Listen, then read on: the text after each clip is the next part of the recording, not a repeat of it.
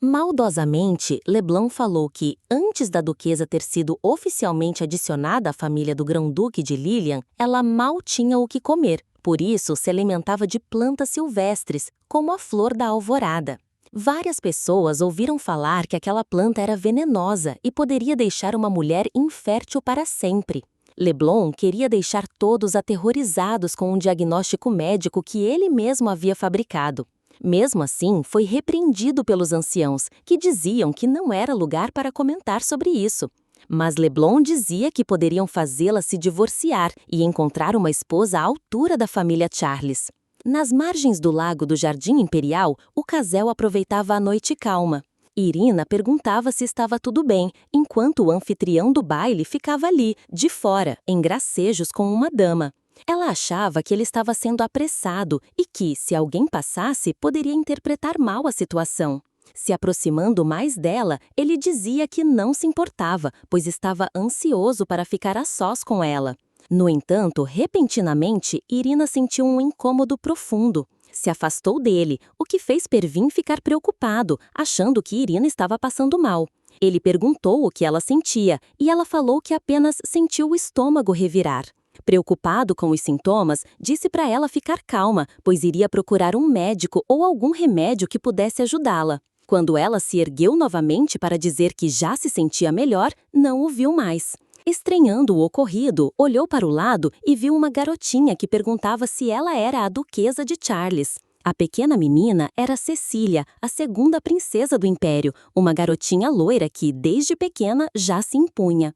Muito educada, Irina se apresentou, dizendo que era uma honra conhecer a Alteza. Depois, abaixou-se à altura da garotinha e disse que ela era muito fofa, apesar de ser pequena. A pequena princesa Cecília perguntou quem era aquela mulher que a encarava daquela forma. Depois, comentou que o Lorde de Charles definitivamente havia rejeitado por ela ser nova demais. Contou que se havia apaixonado pelo Lorde Charles à primeira vista, por isso ele deveria esperar ela crescer para poder se casar com ele. Curiosamente, a duquesa de Charles simplesmente ficou calma, ouvindo que havia uma concorrente, achando apenas bonitinho da parte da pequena princesa ter notado Pervin.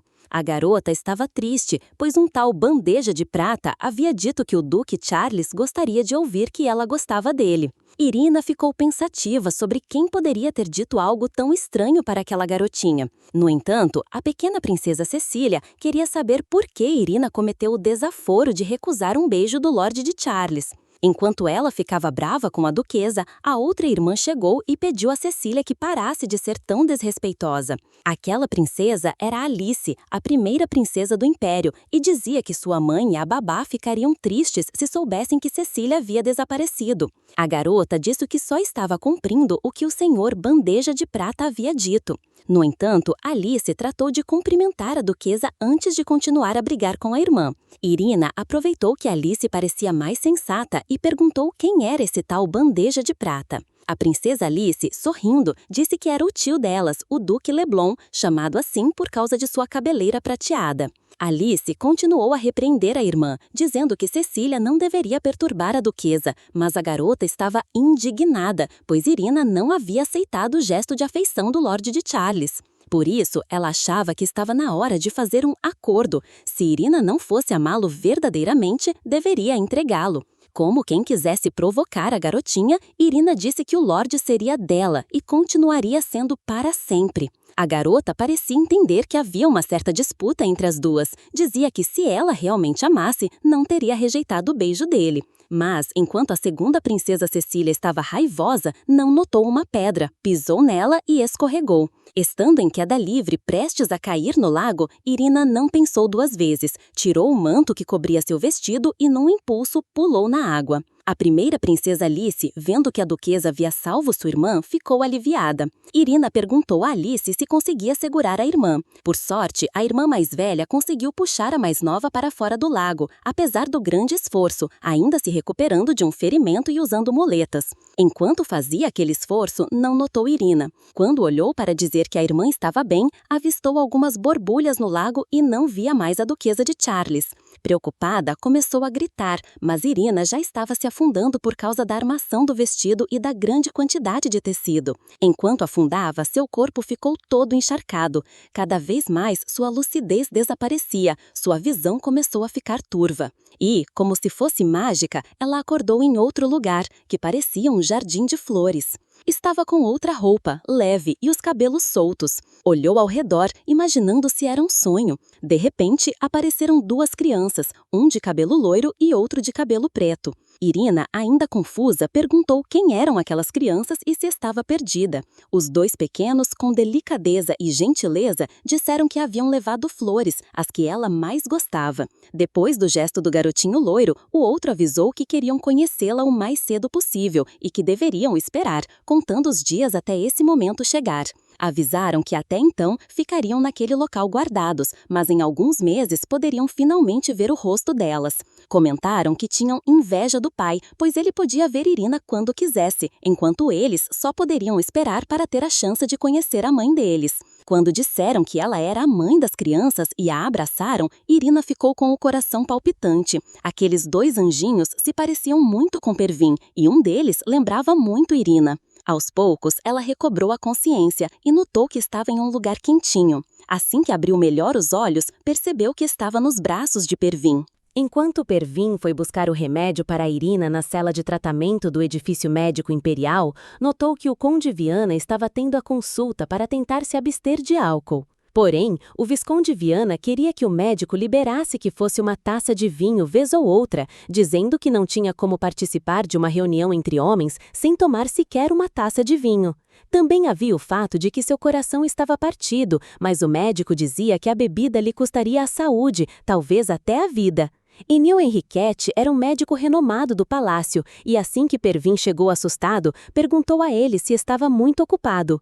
O médico se interessou pela situação médica do Visconde Viana e avisou que ele estava frustrado por causa de uma dama, e esse era o propósito das bebedeiras nos últimos tempos. Porém, quando perguntou a Pervin o que ele estava fazendo ali, este disse que precisava de um remédio para Irina, mas o médico avisou que precisaria de mais detalhes sobre os sintomas. Pervin ficou constrangido em dizer que Irina começou a passar mal depois de ele ter quase beijado ela. O médico acalmou o duque, dizendo que isso se chamava capricho feminino. Explicou urgentemente que não se tratava de rejeição, mas sim de que ela queria que ele demorasse mais no cortejo. Com o jeito dramático do loiro, ele se jogou no chão de joelhos, achando que sua esposa já não o amava mais como antes. Mas o médico parou suas brincadeiras e disse que era apenas um momento descontraído e que não precisava levar a sério. Os enjoos poderiam ser coisa de um casal apaixonado. Depois, disse que seria melhor levar a própria Irina para exame, pois um remédio errado poderia prejudicar a saúde dela. Também deixou claro a possibilidade de que pudesse ser enjoo matinal e disse que examinaria ela levando em conta que poderia estar grávida. Depois daquela alegria, Pervin correu para procurar Irina, querendo dizer a ela que talvez os dois pudessem ter um filho, mas se desesperou ao ver as duas princesas chorando. Assim que chegou perto da princesa Alice, perguntou a ela o que estava acontecendo. A pequena jovem, desesperada, dizia que a duquesa de Charles tinha salvado a irmã, mas agora algo havia acontecido e ela precisava de ajuda. Irina não tinha mais saído da água. A pobre criança, olhando para o lago, se sentia culpada e pedia ao duque loiro que fosse o mais rápido possível tentar salvá-la. Pervin pediu à jovem que não se preocupasse, dizendo que era forte o suficiente e poderia buscar Irina enquanto a princesa cuidava de sua irmã. Sem pensar duas vezes, ele pulou-te uma vez na água, acreditando que era o responsável por sua própria esposa. Voltando no tempo, quando Pervin e Irina estavam saindo da festa para aproveitar o momento às escondidas, havia um homem que estava vigiando atentamente os passos deles. Este homem também viu quando a duquesa entrou na água e presenciou todo o desespero da princesa Alice. O mesmo homem hesitou em pular na água para salvar Irina. O conde Evans saiu correndo para procurar alguém que pudesse ajudá-la. Mas, enquanto isso, Pervin saltou na água e buscou sua amada. Quando o conde viu Irina nos braços do marido atencioso, ficou pasmo, notando que ele mesmo havia pulado na água e resgatou a duquesa. A roupa dos dois ainda estava molhada e ele não sabia como Pervin fez tal loucura. Poderia poderia ter morrido só de tentar resgatá-la. Diante do médico, Pervin estava enlouquecido, dizendo que tudo aconteceu em um piscar de olhos e que não poderia ficar sem tentar novamente. Do lado de fora, ele dizia que não poderia ficar esperando impotentemente, deveria haver algo que pudesse fazer. Como Irina esteve muito tempo nas águas frias do lago, precisava ser aquecida pelo calor do corpo humano. Por isso, Pervin não pensou duas vezes e se colocou debaixo dos cobertores com Irina na intenção de devolver o calor ao corpo dela. Quando Irina abriu os olhos e notou que estava próxima a Pervin, ficou sem saber o que estava acontecendo. No entanto, o loiro a abraçou como se tivesse ganhado uma dádiva divina. Ainda abraçado com ela, em lágrimas, dizia que não importava o que acontecesse, ele iria se certificar pessoalmente de que ela nunca mais saísse do lado dele. Depois do incidente, Irina se recuperou rápido por ter sido tão bem cuidada, mas o marido insistiu que ela ficasse na cama por mais alguns dias, e não querendo contrariá-lo, ela ficou. Nesse período, ela recebeu a visita da imperatriz e das duas princesas. A princesa Cecília estava muito triste, achando que a culpa fosse dela. A duquesa também recebeu as visitas do Lorde Romero, do Conde Bel e sua filha Estela. Até o Marquês e a Marquesa Celestina compareceram à mansão Charles.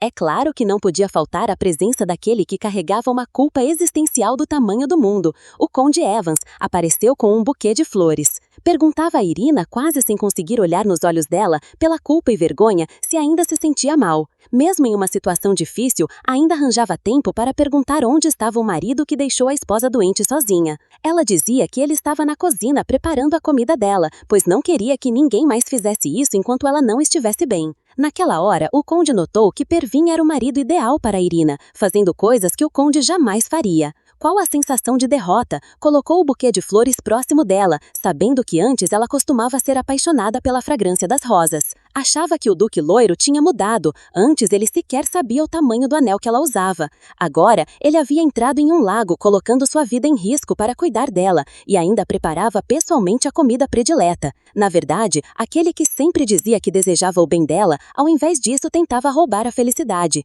Este era o Conde Evans, e agora ele tinha notado que quem mudou foi Pervin. Por isso, Evans estava decidido a não prejudicar em nenhuma hipótese o casamento feliz de Irina. Enquanto se virava, ainda perguntou se era verdade que Pervin havia saído para procurar ajuda quando ela caiu na água. Ela respondeu que foi apenas uma coincidência. Mesmo assim, com os olhos embriagados de alegria, Evans agradeceu, achando que aquele gesto era o suficiente para ganhar o respeito dela. Dizia ele que se não fosse por ele, estaria até agora em um quarto pequeno e frio para sempre, e falava que era grata por tudo. E relembrava o quanto seria grata para sempre. Depois que ele foi embora, ela pensava consigo mesma que tinha ficado preocupada quando disseram que ele havia ido visitá-la, mas quando viu o buquê de flores, achou que estava se preocupando à toa. Enquanto isso, foi avisado que mais duas pessoas queriam ver Irina, os anciões. Nem mesmo naquele momento trágico eles a deixavam em paz. Depois de ouvir as besteiras de Leblon, estavam prontos para determinar um divórcio entre ela e Pervin. Diziam que os parentes da família Charles haviam reunido suas opiniões. Ela estava confusa e não sabia sobre o que estavam falando. Apenas viu um envelope. Enquanto o abria, notou que eram os papéis do divórcio. Olhando para eles, ela achava aquilo muito inesperado. Um dos anciões tentou explicar, dizendo que circulavam boatos de que ela era estéril. Alguns deles demonstravam estar tristes pela notícia de que talvez ela jamais fosse capaz de conceber um filho durante o restante do período contratual. Durante a noite, boatos de que a duquesa de Charles havia enviado seus papéis de divórcio circularam por toda a alta sociedade. Pervin continuou sem responder às perguntas das pessoas, e isso fez com que os boatos se espalhassem como fogo em palha. E assim, uma semana se passou, e no salão de banquetes da mansão do Duque de Charles, uma festa era dada. Algumas damas comentavam que isso era raro de acontecer. As damas aproveitavam para colocar a fofoca em dia, falando sobre os rumores de que a duquesa realmente era estéril. Se fosse o caso, o Duque Loiro estaria disponível para outro relacionamento. E isso fazia com que várias mulheres se interessassem e quisessem ocupar o lugar de duquesa deixado por Irina. Achavam que era castigo divino por uma mulher de outra nação estar cobiçando o homem mais belo daquela região. Um dos anciões estava ficando louco de preocupação. Nunca achou que a Alteza aceitaria prontamente os papéis do divórcio. Agora falavam com uma dose de arrependimento, sem saber se haviam se apressado demais ou se deveriam ter checado os boatos antes da reação. Mas agora era tarde e um comunicado estava prestes a ser efetuado por Pervin, que pediu a atenção de todos. Falava que a festa era dada por ordem da Majestade o Imperador e que, antes que todos pudessem aproveitar a celebração, ele gostaria de fazer um pronunciamento. Depois, pediu que alguém abrisse uma caixa, dizendo que esta continha a carta que a Majestade lhe dera para ser anunciada naquele dia. Ele apenas iria ler as palavras rigorosamente como estavam escritas. A carta começava dizendo que havia apenas 2 garotas na família imperial e que recentemente tinha havido a falta de nascimento de filhos homens. Com o apoio dos nobres e do povo, o imperador César nomeava o filho mais velho da casa Charles como descendente da 6ª geração de Eren Charles. Ele seria candidato a sucessor da família imperial junto com seu irmão Leblon. Ao ouvir aquelas palavras, o conde Leblon olhou para Pervin sem acreditar no que ouvia. Todos começaram a debater no salão, pois os rumores eram de que a duquesa era estéril e agora estariam prontos para se divorciarem. O duque loiro disse à sua duquesa que era a proclamação imperial da majestade, trazendo um peso maior sobre os ombros deles, mas que ela daria a notícia. Leblon ficou abismado quando escutou o duque anunciar que todos deveriam ficar felizes por eles, pois a esposa Irina estava grávida de 2 meninos. Uma semana atrás, assim que pegou os papéis de divórcio, Pervin ficou furioso. Não sabia como os anciões tinham sido tão audaciosos e nem respeitado a esposa que ainda estava acamada. Foram cruéis e perversos ao levarem para Irina os papéis do divórcio. Para ele, não era importante ter herdeiros por enquanto. A única preocupação dele era a saúde de sua esposa. Mas o médico tinha algo a anunciar ao casal. Em breve teriam herdeiros, e não seria apenas um, mas 2 na verdade. Falava com todas as palavras que tinha 100% de certeza de que Irina estava grávida. Pervin ficou muito animado, pois o médico Enil Henriquete dizia que os exames já haviam sido feitos. O que o médico achou estranho foi que não houve nenhuma data escolhida antes disso, e Pervin queria saber quando aquela criança tinha sido concebida. Tentou perguntar ao médico pedindo que parasse de fazer tantas perguntas. O importante era contar a novidade para todos. Mas foi interrompido por Irina naquele momento. Ela dizia que tinha um plano e que deveriam manter segredo por enquanto, contando apenas para o imperador e mais ninguém. Ele não disse isso, mas se eliminassem os boatos de imediato, logo outros poderiam surgir e talvez fossem ainda piores. Era melhor pegar a pessoa que espalhou o boato, desacreditando-a perante todos, para que ficasse claro que os boatos eram falsos. Assim, identificariam a fonte dos problemas e ganhariam tempo. Era mais eficaz também para esclarecer as coisas em uma festa ou baile com várias pessoas presentes. Pervin, como sempre, estava impressionado com a beleza e a inteligência de sua esposa. Sempre ressaltava que, além da beleza, ela também tinha um intelecto muito elevado, era quase uma gênia. E, agora, no momento atual, Pervin dizia que todos poderiam confiar, pois ela havia sido observada pelo médico da família e pelo médico da família real. Ambos confirmaram a gravidez de gêmeos. Falou que os boatos sobre a fertilidade de sua esposa, que andaram circulando, eram apenas palavras de algum invejoso. Estava feliz por finalmente terem meninos na família imperial. O médico da família imperial havia examinado Irina pessoalmente 2 vezes, para não restar em dúvidas. Não era apenas um menino, mas 2, e a notícia era fantástica. Naquela mesma noite, na mansão de Leblon, ele estava furioso e quebrava tudo que via pela frente. Culpava todos os empregados, dizendo que era impossível um filho ter sido concebido na mansão Charles, já que ele mesmo tratou de monitorar todas as datas escolhidas pelo casal. Os empregados tentavam explicar que, conhecendo a personalidade de Pervin, ele jamais teria dormido com Irina noutra ocasião. Agora, Leblon estava irritado pelo que o irmão tinha dito a ele depois da festa. Isso ocorreu quando Leblon começou a correr atrás do irmão César como se fosse uma abelha irritante, questionando a aparição de filhos do Mada. E, quando tentava alertar César de que talvez Irina tivesse usado algum remédio proibido, foi silenciado pelo imperador imediatamente. Já cansado das besteiras faladas pelo meio-irmão, o imperador pediu para que Leblon parasse de espalhar boatos sobre Irina. Isso estava manchando a reputação do império, não só do duque Leblon, mas de toda a família Blendine. Falou que o grão-duque Lilian estava enfurecido e mal conseguiu acalmá-lo com a ajuda do conde Runner. Os laços entre as duas nações quase foram cortados por causa das tolices de Leblon. Apesar de tentar negociar de todas as formas, Leblon não tinha mais acesso direto ao irmão. E, quando o irmão questionou a esterilidade de Leblon, ele ficou furioso. César dizia que o irmão saía com várias mulheres e até hoje não houve notícia de nenhuma delas com relação a um herdeiro. Depois de ficar bravo com todos, disse que todos poderiam sair. No entanto, um deles tinha algo a dizer. Falava com Leblon que sua irmã Rosemary estava grávida de um filho do Duque. Suspeitava que isso tivesse ocorrido na mesma época do baile imperial, alguns meses atrás. Leblon ficou raivoso. Se soubesse disso, poderia ter enfrentado Pervin. Animado, Leblon dizia que iria anunciar a gravidez de Rosemary imediatamente e que diria a César para despojar os Charles do direito à sucessão do trono. No entanto, o rapaz pediu para que ele esperasse um pouco. Deveria primeiro ter certeza se ela realmente estava grávida, procurar um médico confiável e depois fariam uma celebração imperial também. Depois, pediu ao irmão da jovem que a convencesse a se cuidar e também a passar a morar no palácio, já que ela estava grávida de um filho dele. O jovem ouvia aquelas palavras do Duque Leblon e já pensava que seu próprio futuro poderia mudar drasticamente.